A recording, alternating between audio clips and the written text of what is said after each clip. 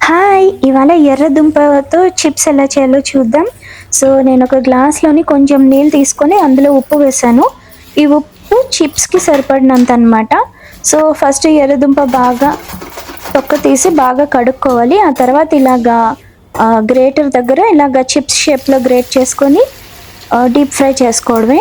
So, ఏంటంటే దీనికి మీరు ఈ స్వీట్ పొటాటో తాలూకా గ్రేట్ చేసిన చిప్స్ నూనెలో వేశాక, ఆ తర్వాత మనం ఉప్పు కలిపిన నీళ్ళు ఉంటాయి కదా!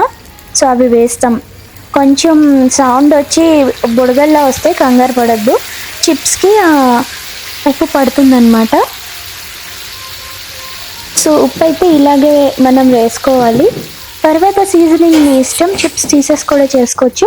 కానీ చిప్స్ అంతటికి ఉప్పు బాగా పట్టాలి అంటే మనం ఇలాగే చేయాలనమాట. సో, ఇవి కొంచెం టైం పడతాయి. ఒక 7-8 మినిట్స్ పడుతుంది. సో, బాగా వేగాక మీరు గిన్నెలోకి ట్రాన్స్‌ఫర్ చేసుకోండి. సో, ఇవి ఆల్రెడీ ఉప్పు పట్టిన చిప్స్ అనమాట. ఇవి ఇలాగే తినేయొచ్చు. లేదంటే మీరు చాలా రకాలుగా సీజన్ చేసుకోవచ్చు. కారము, పెప్పర్ అలాగా, లేకపోతే కొంచెం chaat masala or black salt ఇలా మీ ఇష్టం. మీరు ఎలా అయినా చేసుకోవచ్చు. యాక్చువల్లీ పప్పు, అన్నంతో పాటు కూడా తింటే బావుంటుంది. సాంబార్‌తో గానీ, లేదు ఊరికే మామూలు స్నాక్స్ లాగా మంచి చేయడానికి కూడా బావుంటుంది.